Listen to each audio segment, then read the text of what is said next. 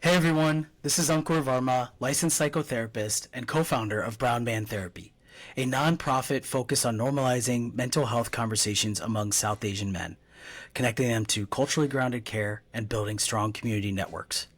We're super excited to be here with you all for one of our initial episodes of Guys and Chai. Guys and Chai is a space where honest, unscripted conversations about mental health, identity, and pressure unfold between men trying to make sense of their lives beyond success. Our guest today, I'm really looking forward to our conversation. Kunal Makwana has been a big supporter of Brown Man Therapy for a long time and is an online body transformation coach based in London. With a background in sports education and psychology and a passion for learning about the mindset behind attaining excellence, Kunal has helped transform the lives of hundreds of busy men and women by achieving outstanding transformation results. All right, Kunal, you might recognize that sentence because I took it from the first line of your bio on your website. All right. Usually, that's how I want to introduce you because that's how the world knows you. That's how the people in your community know you. But that's not the full you. So I want to start. I'm curious, Kunal, if you can start us off. If you can tell us more than what we just heard about you in the bio about who you are. Who is Kunal? It's a great question. It's such a you go back to, like what was the beginning, then you go back to like, what am I really? And then you always attain it to like, okay, it's the business side, right? People know me as K-Mac, but before K-Mac, obviously there was a person. So I guess long story short, I'm a South Asian guy from London, who had a passion or has a passion still for fitness, and actually then built a fitness company. And that's actually now what we do. Our mission is to transform South Asian lives, make them healthier, so they can, be there for their kids, their grandkids. Typically what we notice is obviously when you become a granddad or and grandma, it's like I'm on pills, I'm on this, I'm on that. And I realized that growing up, it was such a easy thing to be okay with. And then for me, my dad died when I was young, from lung cancer, and it was very quick. It was within 6 months diagnosed. 6 months later, Wow. yeah, he passed away. And that, I think for me, health then has been at a very high priority of life. And then growing up South Asian, you have a stigma, which is, wait, how are you going to make this your career? And I actually wanted to be an athlete when I was younger, so I was like, you do sit down and everyone would be like, right, so this accountant earns a lot of money, doctor does this. I watch sports, and you'd hear Hmm. this player earns X amount. So I was like, why don't we just do that instead? We love doing everything else, barring like actual sport. So that was one of my dreams when I was young. I wanted to be a cricketer. I Hmm. played to a decent amount, but I didn't really make it. But then, from the ages of like 13, 14, I knew I wanted to be in sports, like no matter what. Um, and I was quite bullish in everything. So whether it's in college, then went to university. My undergrad was in sports psychology, so I really love like the mindset side of things, and I wanted to combine that with sport. And then I left university, and then by the age of 21, I was like, I linked South Asian, the culture what I grew up with, fitness. I started going to the gym, and I remember transforming my own physique, and this is way back before Instagram stories was like a big thing. So I used to do it on Hmm. Snapchat. Like this is up to what nearly over a decade ago. I would post every meal. And I remember people kept asking me when I was in university, hey, what are you doing? Like you lost a bunch of weight. I need help. I remember helping a few people and I was like, right, this is quite cool. And where I grew up in Hmm. London was a predominantly heavy South Asian area. A lot of them had trainers. They had literally, they were going to the gym 6, 7 days a week, but they didn't change. And I was like, I think I can be that guy. Yeah. And then a decade later, I've been in the industry and I built the business, which is called KMI Fitness since COVID. So last 6 years, we're going into 7 years this year. And yeah, it's been fun. It's been exciting. But that's like the crux of me, basically. Yeah, yeah. Well, I love that, and I love the directness of your work. I think like at the top of your website, or right, sometime when you get to the homepage of your website, it just says like, "We help South Asians get in the best help of their best health of their lives, or best shape of their lives." And so I just love that directness in the work, and I love that you shared a little bit about your motivation, and I want to ask a little bit more about that. You grew up in cricket and playing sports athletically. Um, was that when you had that dream? Was that something that you felt supported in? Like you can get there? I think there's that like different approach sometimes where it's like it's nice for kids to think that they can be a professional. Everybody, I remember working with teenagers once, and every teenager that I would work with, I want to play for the national team. I want to play for the national team. Did you experience support in kind of going to those next levels and getting more serious in that like in the sports that you were in, or what was that experience like for you? Good question. No, not really. I Okay. love my mom. Basically, so to put it into context, we moved to England after my dad died. My mom had a British passport, luckily, because otherwise we'd still be kind of stuck in Africa, whatever. But we moved to England. For her, education was the way out from a viewpoint of like you can make something out of yourself in this world, Hmm. because that's how they grew up in East Africa. Right? No one did anything out of the blue in my family. Like I'm talking about, I was the Mm. only ones. Even to this day, I'm still the only one who's doing something completely different to any of my cousins. Either. I'm still, I call it like the black sheep, and I'm okay with Mm. it. But when I was younger, I was like, I want to do this, do this. My mom was like, no, like we're not doing that. We don't do that. So, like, it was just one of those situations where you kind of got used to it. But yeah, like like my mom, if you speak to her now, she'd be like, no, no, I tried, we tried. But like, I remember vividly when I was younger, me and my brother, like, it was like, yeah, you're not going there because you have to still study. And that was the main focus. Like, I could have been a really good athlete. Mm, At that time of our lives and where we were, my mom really didn't care as much for it because, again, she's kind of being realistic to be like, there's no one in our family who does this. I don't know anyone who does this. However, I'd rather you just go to university and get a degree, get a job, and stability and safety is like was paramount at that time. Yeah, and I think that's such a common experience for so many of us who come from immigrant backgrounds, and those backgrounds where it's like exactly what you just said. Your number one focus is safety, security, and stability, right? And so, the chances of becoming a professional athlete who can make money off of that, and a livelihood is lower just in general. And especially if we don't see it in our community, that we focus on. We focus so much in the South Asian diaspora on taking care of other people's health, as physicians and such, but using and maximizing our physical health and our physical potential is not something we really see too much in our community. And if you do, maybe that you get that odd Indian or South Asian like tennis player who makes it through, or something like that, where you still don't see it in the more typical sports.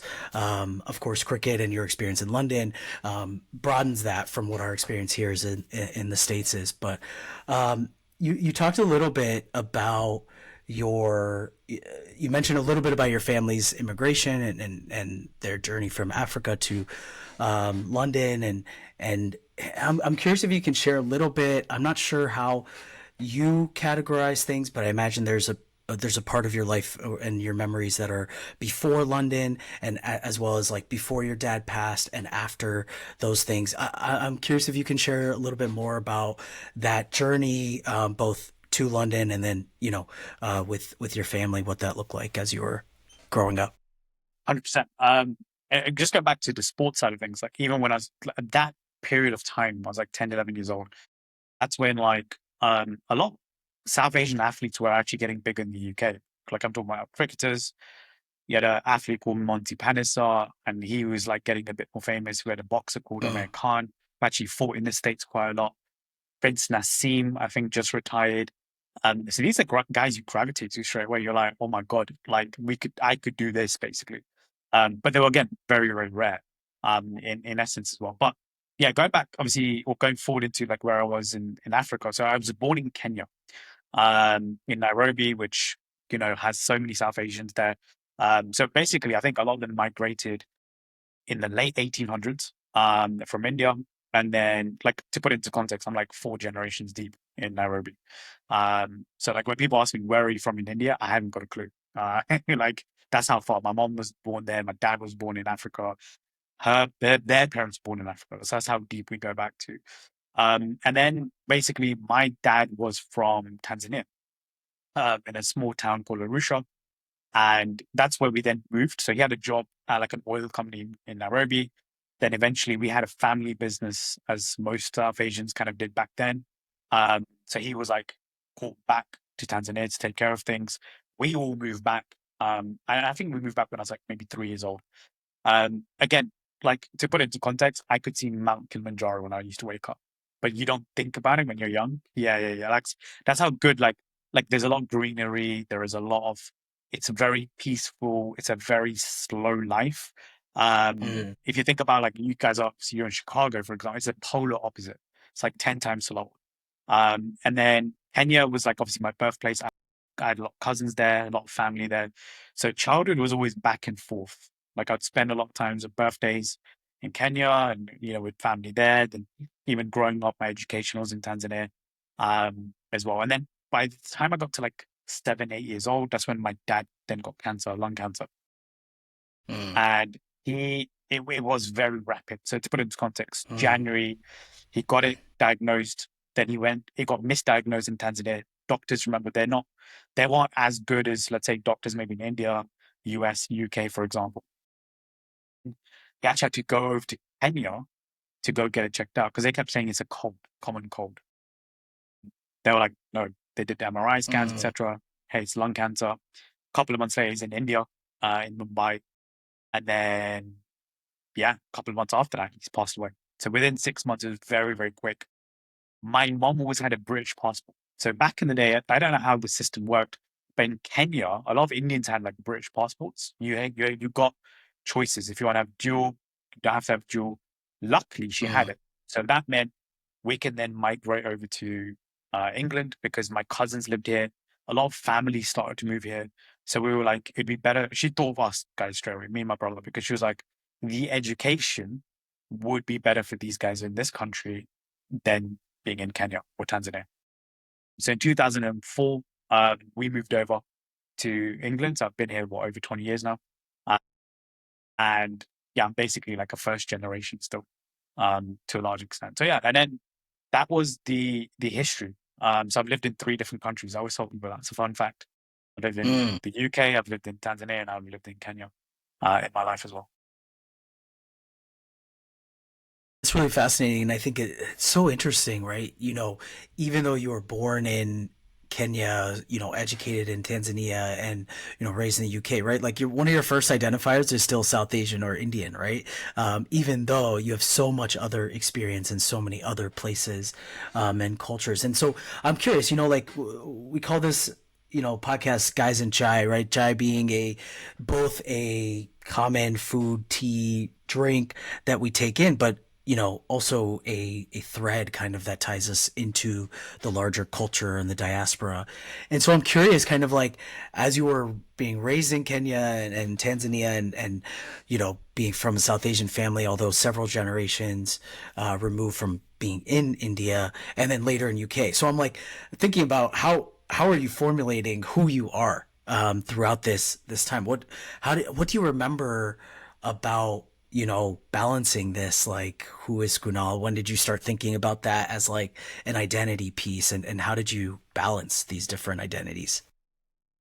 Yeah, it's a great question because I still think about it even to this day. I'm like, right, Yeah. so what am I? I identify as Kenyan, obviously South Asian. Mm, I identify as a Brit. Then I speak to some of my American clients. They're like, "You're quite American, because you know about this." So there's like a mixture of everything, if that makes sense. And then wait, you grow up. what makes you American? You What? know what it is? It's like they'll be like, "How the hell do you know this sports? How do you know about this player? How do you know Mm, about that?" And then we can talk about politics, and I'm like, guys, and we have a lot of clients who will come over here. then I ask them about what's happening to the US politics. And I've probably in the last decade paid attention more to the US politics than the UK politics. Mm, And I've actually seen more of the US than I've seen more of the UK historically. So there's this kind of balance I have there. Uh, but and then on top of that, then I have like love for hip hop, the US version. I have the love for the UK one. I love both like UK shows, US shows.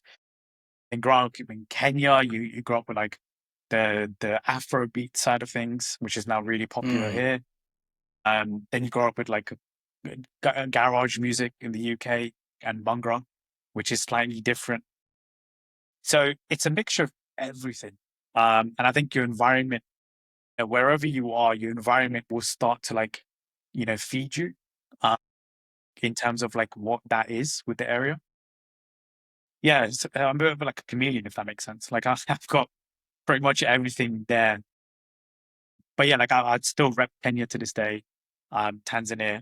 I still rep England. I still rep the mm, US as well at the same time. mm, And then India, I've only been there twice as well.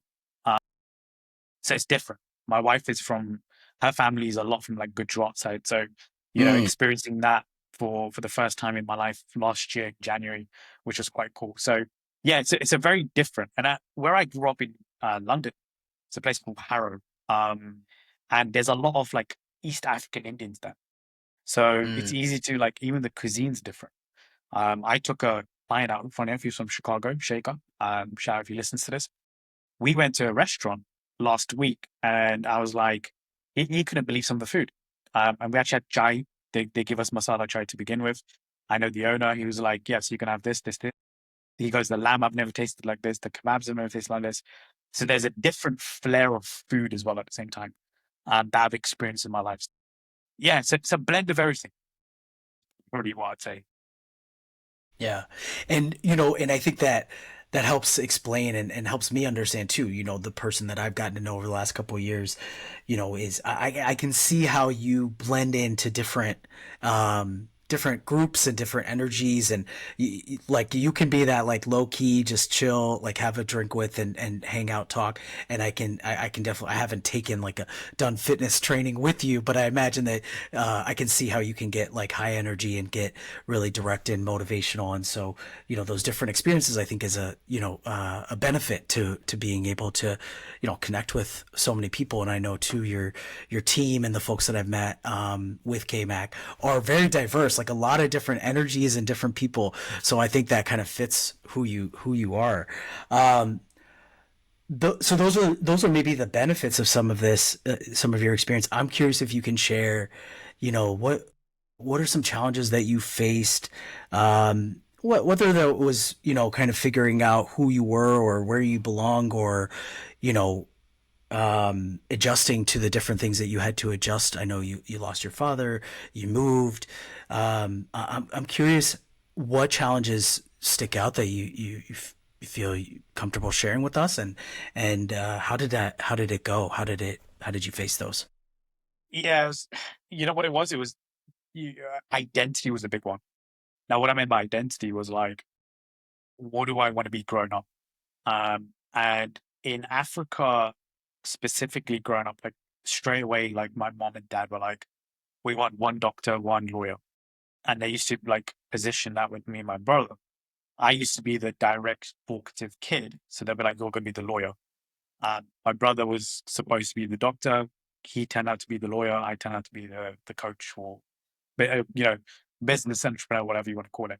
So it was kind of interesting. And then coming to the UK, one of the things I realized is like, you can actually be whatever you want because there were so many options that were given when you're younger. So that kind of blows your mind because you're like, wait, can really do that? Like if I wanted to be an engineer, technically I knew I could do that in Africa, but I'm saying there was easier paths and there was a lot more openness amongst people I found. Mm-hmm. And that really confused me when I was younger because I was like, holy crap, like maybe I could do something different. And I was a very stubborn kid. So by the age of like 12, 13, and those teenage years, I knew that I wanted to be in sports, right? But had I lived in Africa, I don't think I would have ever said that, if that makes sense. because that path would have been very, very clear. Education, Hmm. then you go off to university, probably in the US, because I saw, or even some of my cousins who still live in Tanzania, they've done all of that. It's literally they're Mm. like in Texas or they're in Virginia, whatever. Like, and I realized that would have been my path.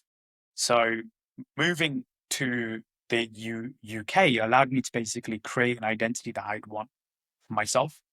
And having coached so many South Asians, one of the things I realized was a lot of them were forced. Forced is a hard word to use, but a lot of them were like, I never wanted to be this. Like, I didn't want to be a doctor. Like, the amount of like physicians I work with are like, I don't want to be a physician, right? I just did it and I made my parents happy and whatever. So I realized like I was quite young and very aware of myself that I never wanted to do that. And yeah, and for me, moving allowed me to really explore, which I don't think I would have done previously. So I thought that was actually like quite powerful for me anyway.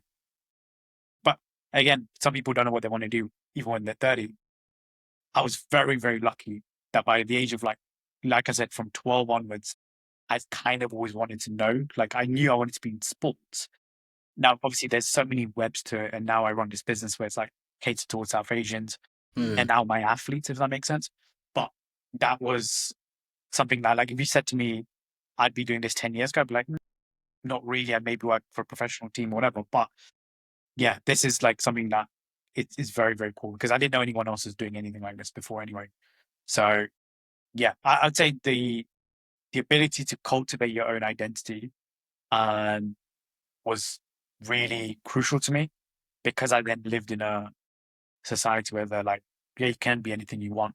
In reality, just work hard and you'll get it. In Africa, I still think it's slightly different.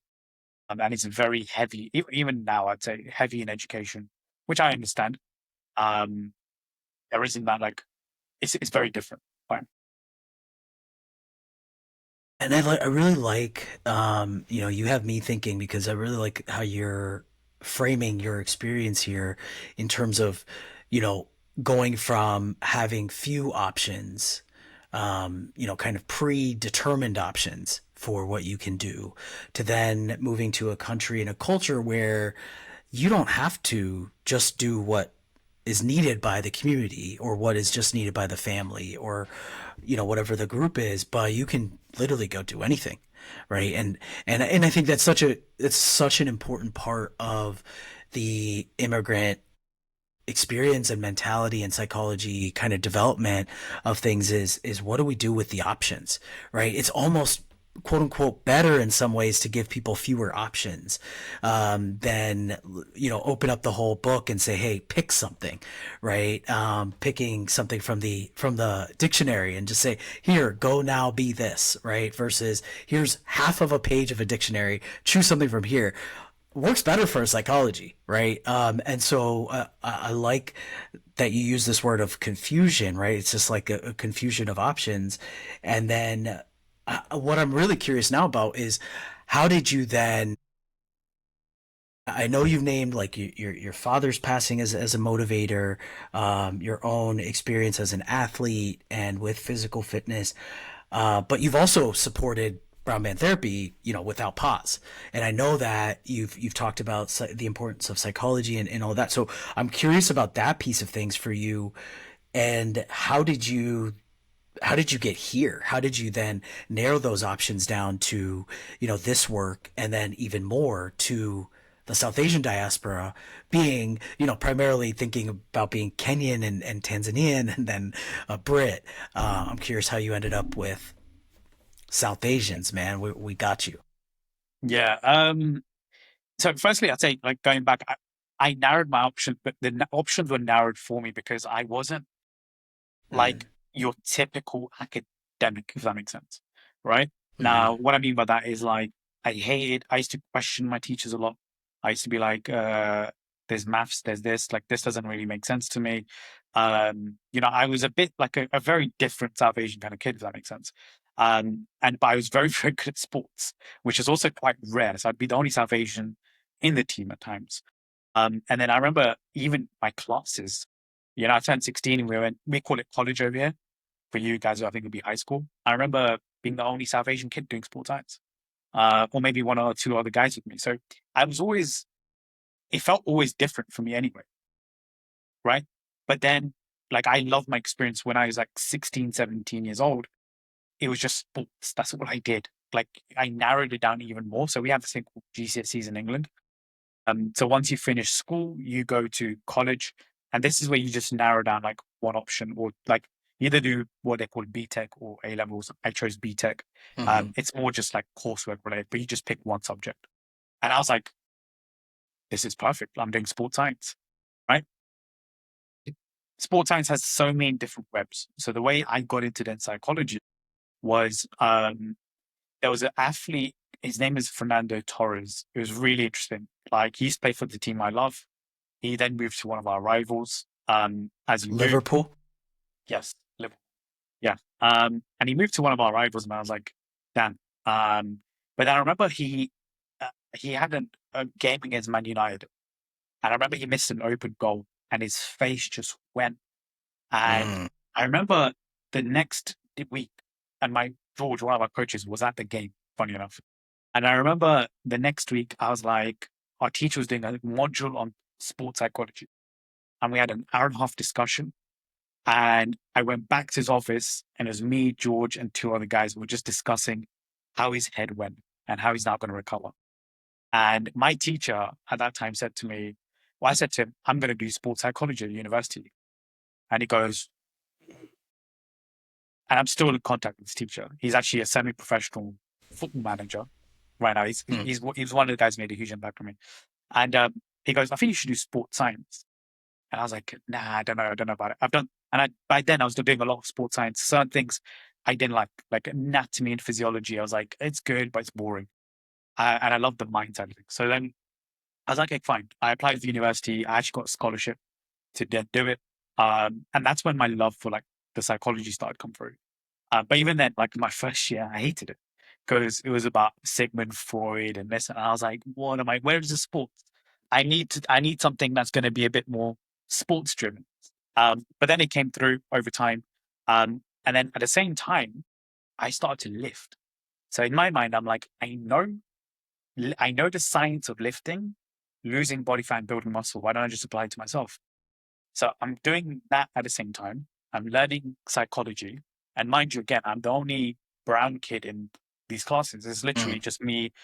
And in the UK, like, again, when we say about like being whoever you want, brown kids even, what, 10, 15 years ago, were still like, I'd love to do sports, but I'm going to do business management instead. Mm. Right. It was very, very normal. I was just one of those guys who just said, no, I'm just going to do this. Um, and then 3 years at university kind of changed my life because I was lifting. I was seeing results in myself. I started to apply it to other people. And I remember I called my mom in third year, and I was like, Mom, I think I want to do strength and conditioning. And I remember she nearly had a heart attack. She goes, so what do you do this degree for? Sports psychology. I thought you wanted, and I remember the career path to become a sports psychologist, I needed to do a PhD. And I was like, I think I'm now done with like education. And then I was like, right, I saved up some money. I was like, I called up this company for strength and conditioning, and they were like, "Have you done level 3 yet?" And I was like, "No." So they're like, "Do level 3, then call us when you want to do level 4 because this is level 4 strength and conditioning." Long story short, it then basically that year was like, right, what do I really want to do? And this is we're Mm. talking like 2016ish, so a decade ago. And as soon as we got to that place, I was like, you know what, I'm going to do a PT qualification, so personal training. And I never did strength and conditioning. And then when I was doing PTing for that year of just studying, like I said, where I lived, predominantly um, heavy Asian diaspora population. Again, people going to gym, they're trainers. None of them saw results. And I was like, it's not that Mm. difficult. What are they doing? And I remember the gym that I went to, I had an interview when I got qualified, and I had the most arrogant statement I've ever said. Said, why do you think you'll be good here? I said, I'll get results better than your trainers. The assistant Mm. manager is one of the trainers there. I remember I got up, I walked out, I got an email straight away saying, hey, we declined your application. Um, but yeah, I was very, very confident, even when I was like at that age, to be like, I'm going to get people results. And then, yeah, that was it. The rest was like history. Then got a job online with another company where I worked. And again, it was like a lot of South Asians started to come through. Online was very new. If you think about it, a decade ago, no one knew what online was. And I loved it. I just think we just got better results with people. Well, a lot of people felt like therapy as well at the same time. They felt like they're opening up to their trainer, the coaches. And then, yeah, 2020, I then left. Then I started K-Man Fitness. And that's when I was like, I really want to work on just South Asians. I felt like I don't know, there was a deep desire for me to see South Asians win, Mm, where we're under, like, there's a stigma amongst South Asians. Even 10 years ago, when they were like, no, we can't get results like this. I used to hear we are, and I was like, no, we can't. Uh, if you're a vegetarian, I can't get results. I can't get abs. I've got to eat this. I've got to eat that. No, we can. So my goal was to break barriers within our culture. Um, and I thought, you saw Bollywood films, and let's say if an actor's in shape, I'd hear comments around like people when I was younger. Oh, there's no way we can look like this. He's got all the money. He's mm, got private chef, this and that. And I always thought that was quite arrogant because I'm like, this guy's put in the work, but no one understood the mm. work. I remember when I've gone through like my own results and getting abs for the first time in my life, I was like, I think South Asians, we can do it. Um, and then since then, like 6 years later, we work with over 3,000 people. Wow. So yeah, that's been the business in a nutshell.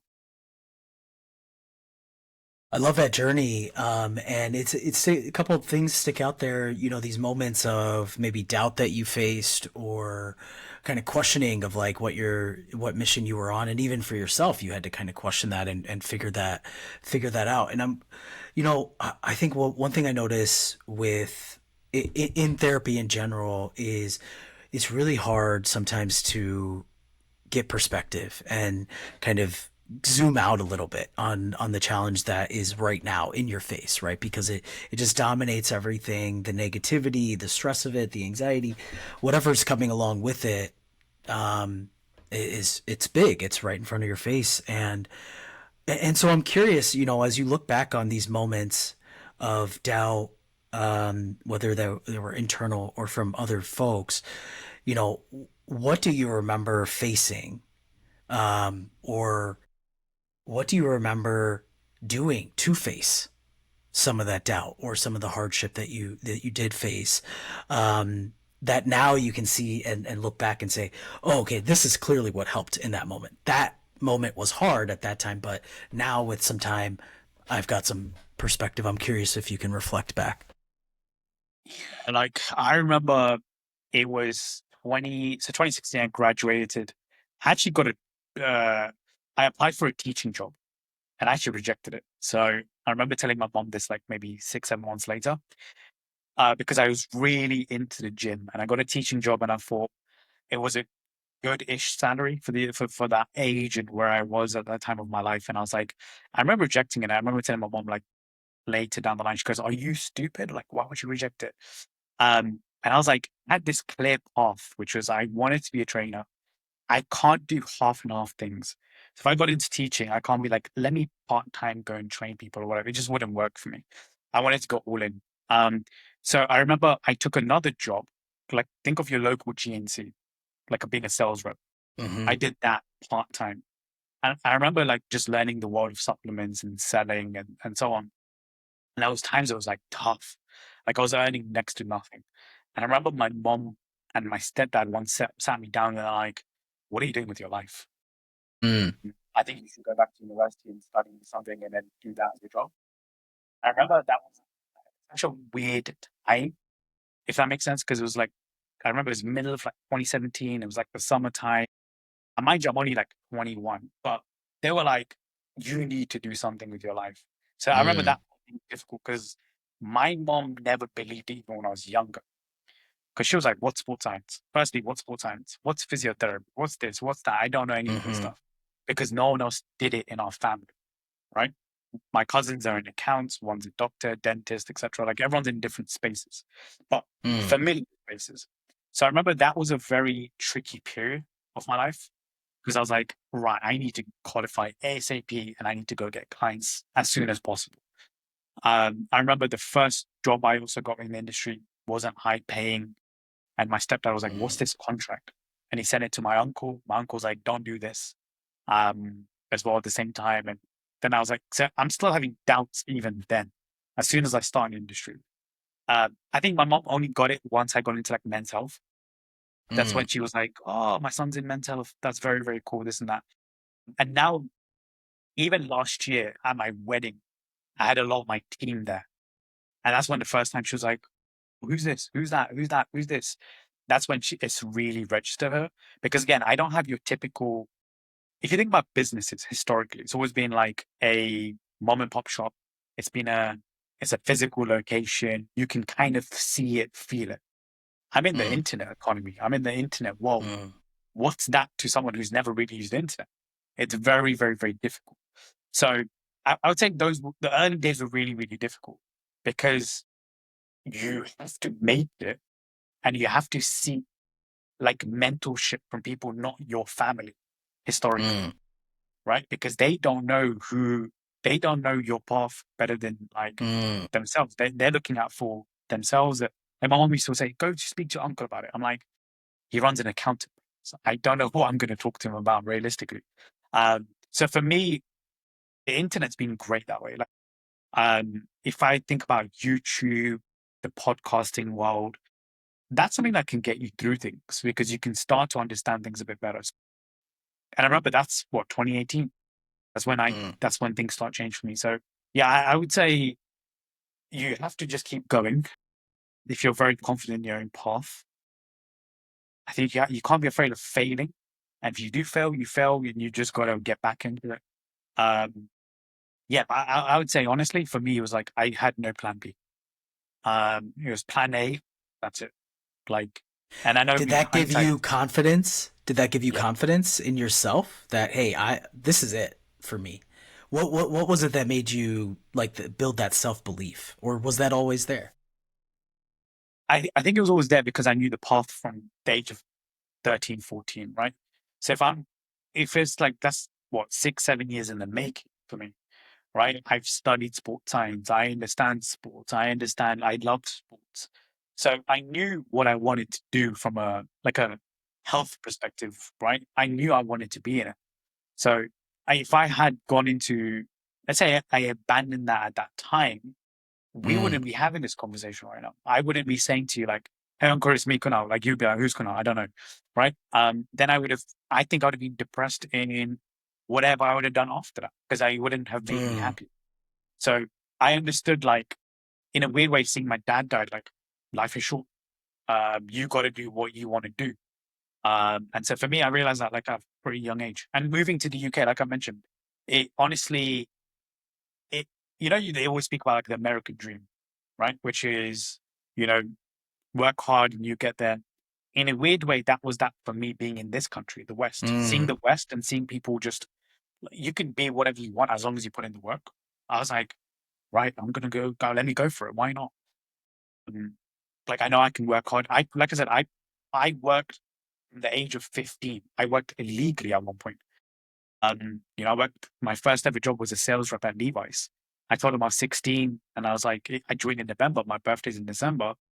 And I was like, they were like, why didn't you tell us? And I was like, you would have given me the job. They're like, yeah, you're right. Okay, cool. Let's just give you cash for a month. Let's not put you in the books. But I started at 15. I loved working more than I loved the academia side of things. So because I knew I could work hard, like that was not an issue. Even my wife having a discussion today, she goes, your drive is just going to be insane compared to like mine. But I always preferred it. So yeah, like I said, for me, it was like there was no plan B.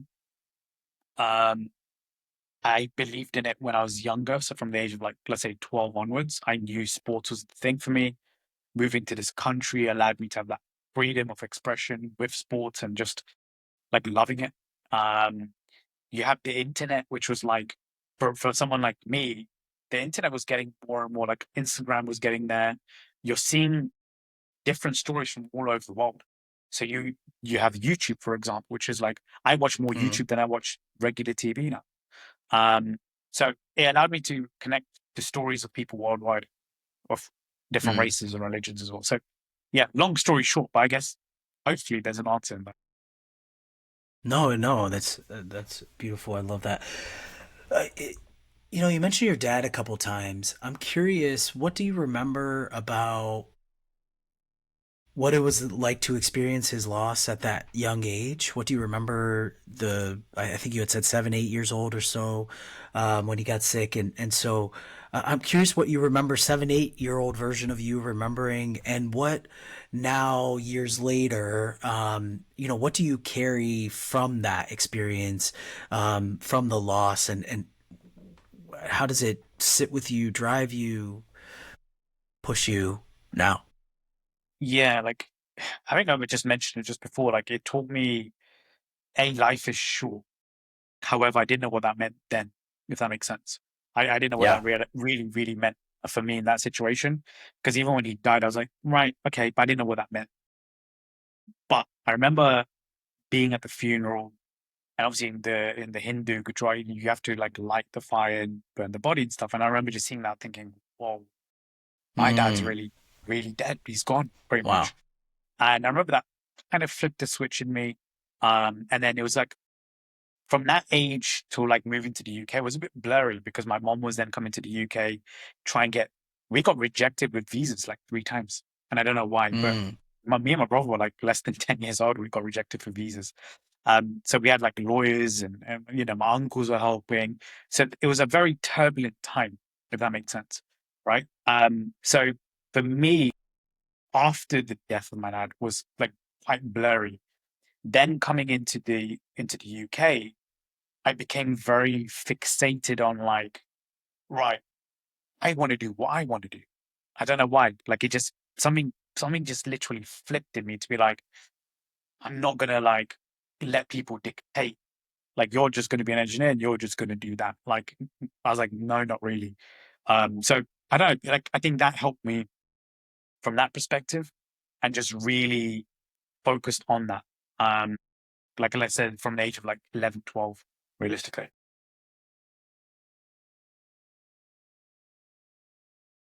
And now looking back, how do you feel like it was there an explanation? Was it a sufficient explanation of sorts of kind of what was going on? What was the experience in the midst of all of this? And how much do you, and I was also curious about this, so you can, we can expand the category here, I guess, but I'm wondering if you and your mom, do you go back and talk about different moments, different periods in your life? I was thinking about it too, around like some of the doubt that she had, about the direction that you were heading, and all of those things. And now that maybe you're, on the other side of success in a lot of ways, I'm curious how do you all go back and reflect in your family, or talk through these things? Do you do that? And what's the nature of that reflection? So funny story. Last month we were in Dallas, and one of our coaches, her name is Sedge, and my mom's called Sedge as well.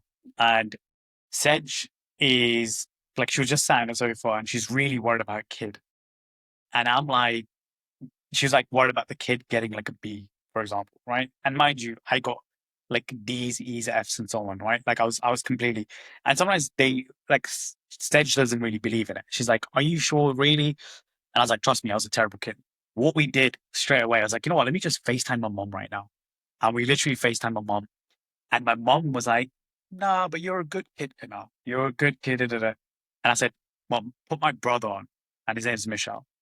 And Mish was like, yeah, like used to do this, used to do that, used to get detentions.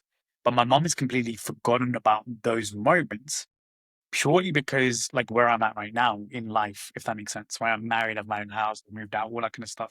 Like so those things she's almost like forgotten about. But my brother was good and he was like, yeah, I remember. And he was my best man at my wedding. And I remember he was very vivid about it. He was like, you Mm. school wasn't for you. He literally said it. He said school wasn't for you. He goes, luckily you found the gym. You've got this. He goes, I have no clue how you done this. Da, da, da. So my brother was and we did literally this is about a month ago specifically Because I remember like one of my coaches talking about her kids, and she's like, I don't know how he's going to be. She goes, Kunal, you should mentor him. I'm like, I'll be a terrible mentor for him, to be honest with you. And I remember, like I said, I spoke to my mom about it a month ago, and she almost has like a selective memory now because of where like things are at right now. So yeah, but we haven't had like a super deep discussion to be like, do you remember this time in 2006 or 2007? Not yet. I do think my mom has, yeah, forgotten a lot about it, realistically.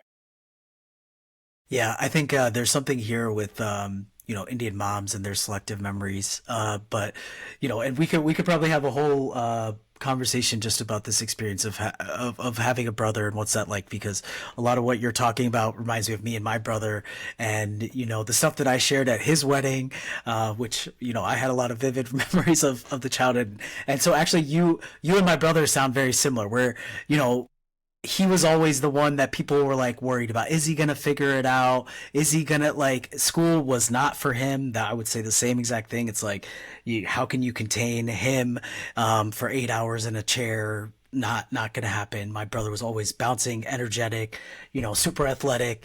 And he even went to college for to play soccer, which was again not a common experience for South Asians to continue in their sport. And so Like to I'm put it into context, definitely, yeah, go. I remember in 2006, like vividly, it was a FA Cup is a very big like trophy over here for soccer, and it was Liverpool Chelsea, and my mom put me in tuition for maths. I remember hearing about it on Friday. The game's on, I think Saturday, yeah, Saturday afternoon, and it's Hmm. televised. I started crying. I said, why am I going tuition? There's Liverpool playing.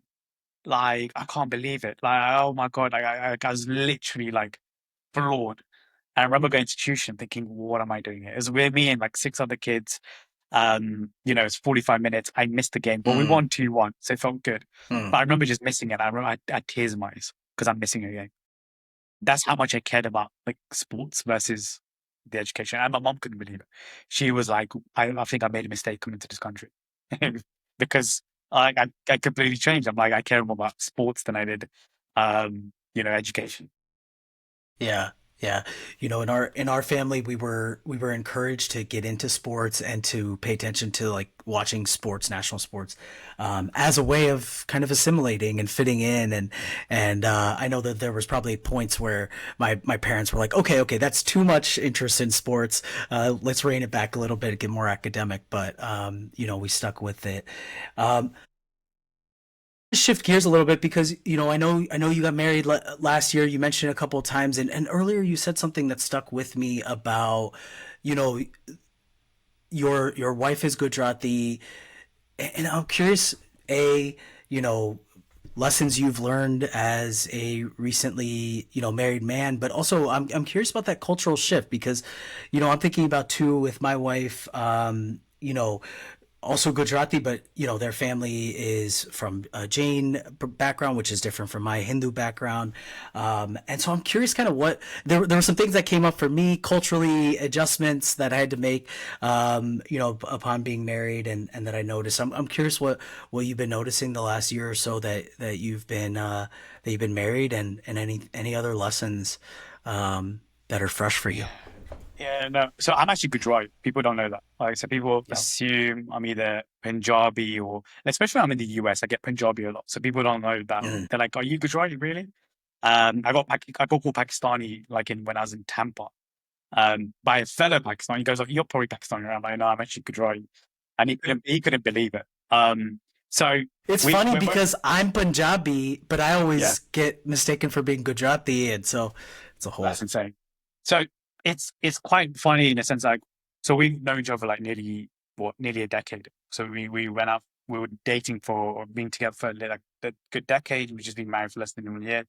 So in that sense, like I know what families are like. I know Mm, food is like. I know what a mom cooks really well. So it hasn't changed too much for me realistically.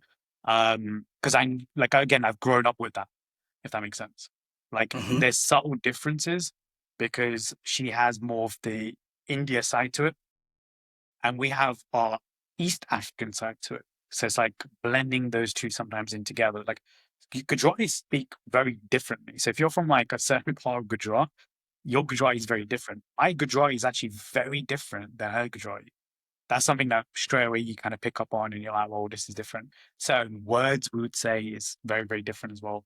Um, I'd say those are like the biggest things, but they were very early versus like now, if that Mm, makes sense. yeah. Yeah. And what are you, if anything, what are you noticing for yourself as you've adjusted to married life?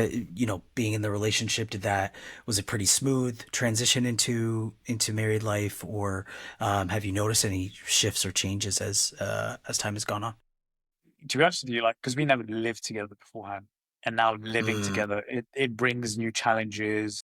You can easily get annoyed with each other around certain things, and you're not used to it. Because if you're not living together, you're seeing each other once, twice a week, you're kind of in like, right, it's always date night, right? mm, And then now you're actually living together, living life together, making decisions together.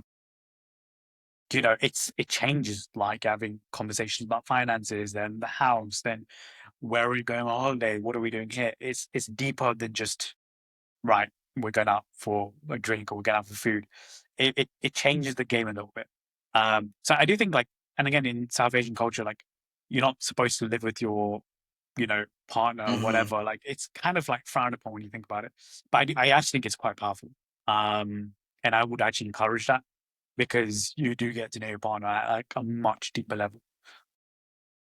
In my opinion, I think it just works out way better. I remember my coach George is, he's lived with his girlfriend for like his whole relation, you know, and for him, he said it's always made a big difference, right? So I do think it's a game changer. That Yeah, I like that because, I really, even in my relationship, I think more, what was more pivotal was when we started living together rather than when we got married. And it was, shortly before we got married that we lived together. And I think that it really gives you a whole different perspective, broader perspective of the human being that you're, in love with and in relationship with, and then gives you perspective too in terms of what space you need, what space you don't need, and how does that look, what your styles are, right? Communication, love, whatever that looks like. So, um, the last thing I wanted to get into with you, which comes up a lot in both mental fitness and physical fitness, but especially, something common that's well talked about is the difficulty with consistency in terms of physical fitness, right? Everybody, we know that I don't know how it is in the UK with New Year's resolutions and stuff, but right? Like New Year's resolution, everybody's going to the gym, everybody's eating healthier, cutting back on carbs, more proteins, going for walks, reading. Everybody's on the health kick. So we always talk about these physical fitness goals, and a lot of times one of the first things that we talk about is consistency, right? That's what everybody struggles with, is consistency. Everybody can do it. Can I go to the gym? For sure. Can I go to the gym once in a while? For sure. Can I go to the gym 3 4 times a week? That's a harder battle sometimes. I know one that I actually do, fight myself. And so I'm curious, what your experience with consistency has been. I know, whether it's mental fitness, physical fitness, that is the biggest challenge for most people, at least in my experience. I'm curious if that's the same for you. And so, how do you personally maintain consistency?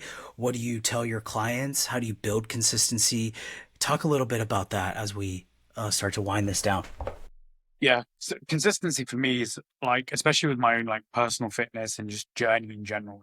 I try and keep it very much regimented throughout the week. So I know, like, okay, Mondays are going to be the day I go to the gym or I don't go to the gym. Like, I make those decisions and I try and go long term with that. So, for example, if someone's listening to this and they're like, I want to go to the gym on Mondays, you got to ask yourself, why don't you want to go to the gym on Mondays? Is it because you have a busy Mm, schedule?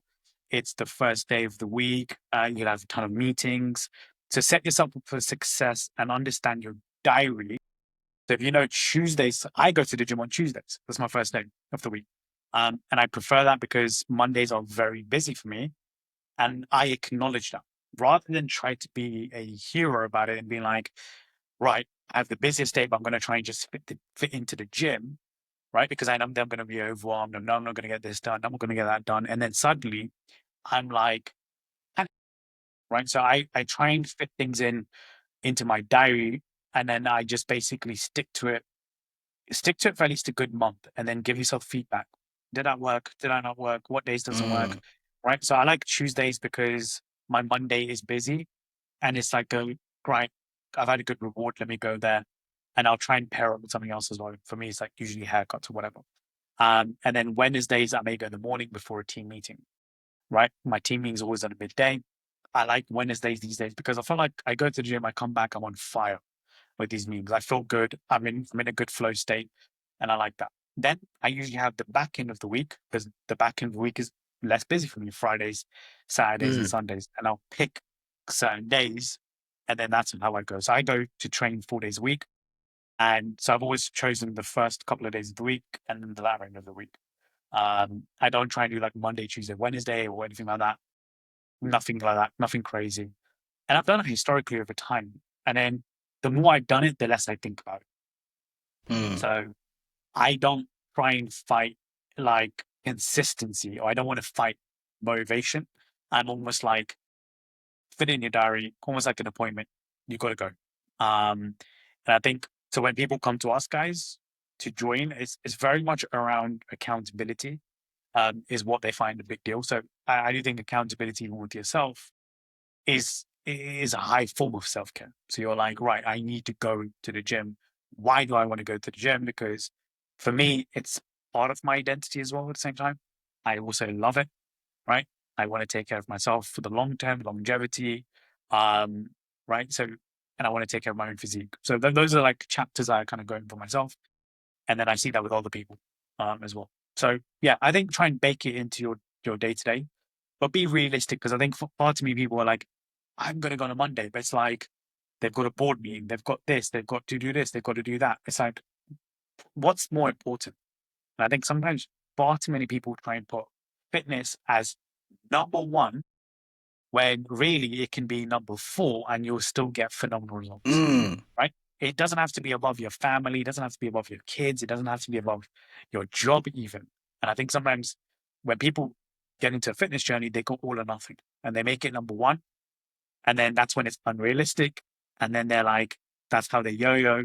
So it's about understanding like the hierarchy around your own diary and your own priorities in life. And I think that's how you build consistency.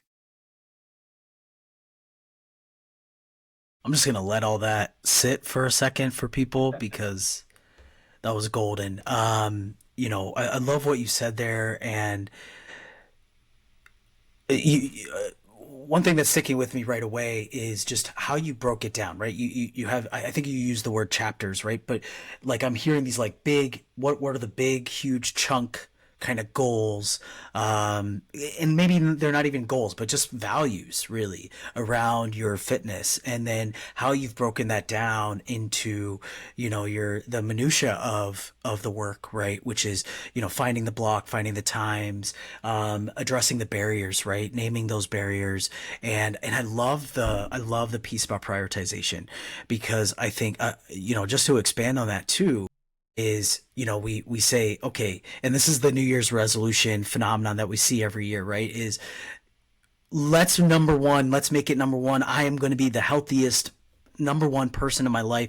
And then, every time I get to a Super Bowl party after a healthy January, I'm like, all the progress gone, right? Because, we've set this high pressure for ourselves it's not meetable, right? It's not meetable to say I'm going to go to the gym 4 days a week if I also have a young child and two businesses and an ever-changing schedule, right? So we have to fit it into our lifestyle, and I love that.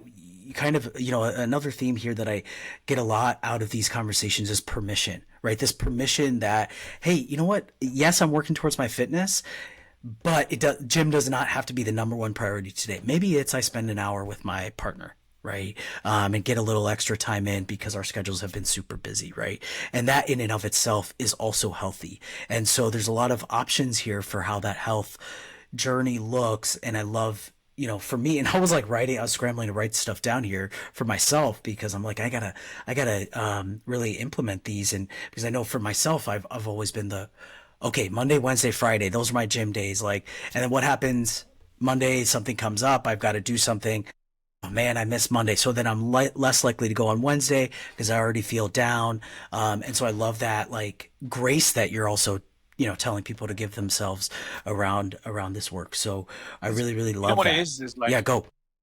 historically we've seen people all or nothing is like a big thing, right? So they just say you join Kmart Fitness, you've put down a lot of money down, and you're like, right, I need to do this 100% to the T, otherwise my money's wasted.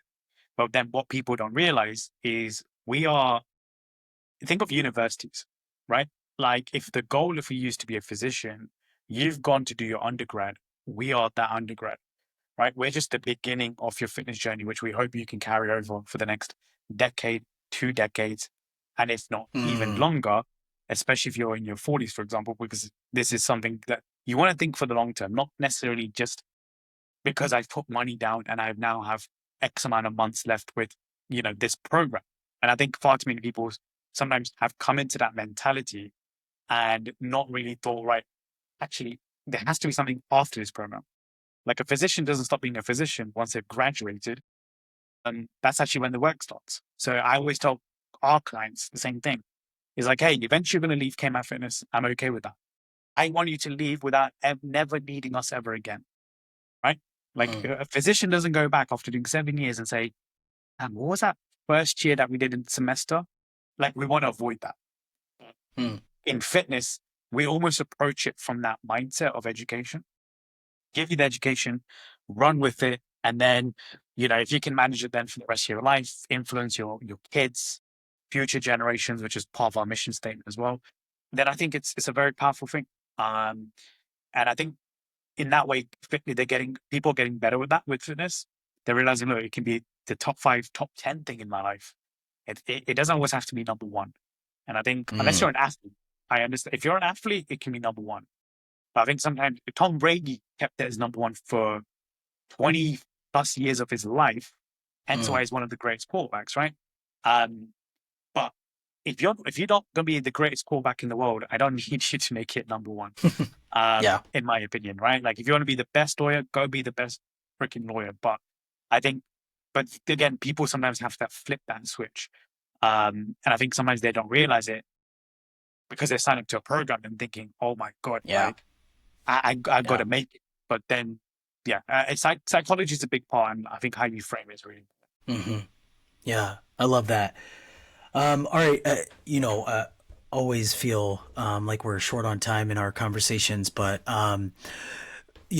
the last part of this conversation with you is to share a tool. You've shared a lot actually, of the ways that you've overcome different challenges and moments in your life and what drives you and then, right there towards the end, you shared a lot in terms of how you build consistency and how you maintain it, both for yourself and with your clients. Is there a specific tool in there that you want to highlight that you use for yourself that you want to share with folks that they might add to their toolkit, or a new one that you didn't get to mention yet? I use this a lot with my coaches. Sometimes, like, even coaches will be like, no, I'm really struggling with this stuff with this client. I've had a few drop offs or whatever. And I always say to them, you're never as good as you think you are, and you're never as bad as you think you are. Mm, Like, just stay steady. Like, because it's very easy, especially in our world. And I run a business as well. So the emotions of like, right, this happened, and then this happens. It's like, and I always use that line. It's from Gary Neville, who used to play for Man United. And he mm-hmm, said it in the podcast once. And I was like, that's such a good line. Like, you're never as good as you think you are, and you're never as bad as you think you are. And I've used it so much in my life. And I use it to my coaches all the time mm, as well. Like, they'll message me, Kunal, I've had this issue with this. What do you think? I was like, there you go. Like last week, you're on a high. This week, you're like, you feel like you're never going to see tomorrow. And I use that line, and they've used it back to me for several times. So yeah, I'd say that's the tool. Another one is like, it's never as bad as you think it is, and never as good as you think it is. So that's the framework I've used a lot in life recently. I love that, and I love that we need that reminder of moderation sometimes, right? And how important that is. Well, Kunal, I really appreciate you joining. You have been a extremely big support for us at Brown Man Therapy, and I really appreciate you sharing your story. I think that's been really important because I know you've had a lot of reach through your work, through your business, and I think it's always helpful for people to kind of learn and hear about the journey that got you there. And so, really appreciate you, man. Any final thoughts that you want to share with the world, share with us here before we sign off? So thank you for having me on. I really do appreciate it. I love the work you guys put in. I was there in 2024. You guys put in a great event. It was worth it for us guys to come over to Chicago. We're actually coming over to Chicago this summer, so I don't know when this will be released, but I'm looking forward to seeing the people of Chicago. And yeah, if you guys want to know more about see what we do at KMAT Fitness, website is kmatfitness.com. And yeah, if you listen to this podcast, obviously, just if you have any questions as well for me, just feel free to reach out as well. Yeah, please do reach out and follow KMAC Fitness. Amazing, amazing work that you all are doing, and appreciate you as always. So, all right, brother, take care. Thank you. Bye. Okay, so if you've listened to one of our episodes before, this is the first one that you're listening to. You know that I like to, right after the conversation, give you my kind of fresh thoughts on this conversation that we had. So today with Kunal, I really love that. Kunal, I've known a little bit. I've gotten to know a bit over the last couple of years, but I haven't had a chance to get to know him more one on one. And so largely, I have known about his story as it relates to KMAC Fitness. But I really love how he, shared and how he kind of frames things. Just his journey in throughout his childhood from Kenya to Tanzania to the UK, and experiencing the loss of his father and then the adjustment process in so many different ways, right? From the academic educational side of things, in the UK, to his involvement in sport and in athletics, and his drive to do that while sticking out, right? Being different, maybe culturally or historically, in his background upbringing, as well as his motivations, right? Especially in the South Asian diaspora, it's not common for us to seek physical related careers and livelihoods. And so I love that conversation. And I love the way he talked about consistency. That's what's one thing that's going to stick with me here for a while, because it is something that I've been personally battle from time to time, is my consistency in lots of areas. And so, I really love how he broke it down from those big hierarching, values and goals that kind of keep him steady, down to his day to day, week to week process and mindset about things, and not putting too much pressure and applying just the right amount and in the right places. And so, really enjoyed my conversation with Kunal today. Really appreciate his openness to share about the things that he talked about, and yeah, really thankful for that conversation. Hope to see you all soon at our next Guys in Chat conversation. Take care.